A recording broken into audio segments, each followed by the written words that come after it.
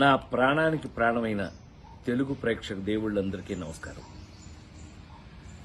మొన్న Robin Hood pre release ఈవెంట్లో అనుకోకుండా డేవిడ్ వార్నర్ మీద నా నోట్లోంచి ఒక మాట దొర్లింది.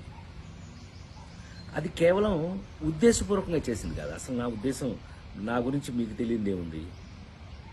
ఆ ఫంక్షన్కి వచ్చే ముందు మేమందరం కలిసి ఉన్నాం.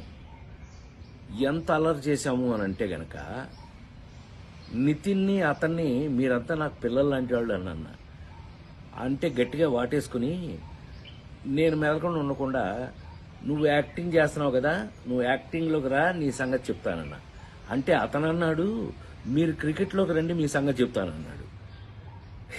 ఇలా మ్యాక్సిమం అల్లరి చేసాము. అల్లరి చేసి ఆ ఫంక్షన్కి వచ్చాము. ఏది ఏమైనా I love David Warner. I love his cricket.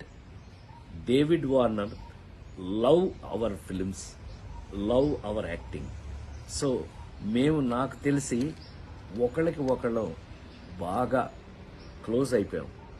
ఏది ఏమైనా ఈ జరిగిన సంఘటన మిమ్మల్ని ఏదైనా మనసు బాధ పెట్టున్నట్టయితే, ఎవరినైనా తెలియకుండా, నేను నిజంగా ఉద్దేశపూర్వకంగా అన్నది కాదు కాబట్టి, అయినా కూడా ఐ ఫీల్ వెరీ సారీ. నేను మీ అందరికీ సారీ చెప్తున్నాను. అలాంటిది ఇంకెప్పుడు జరగకుండా చూసుకుందాం మనం.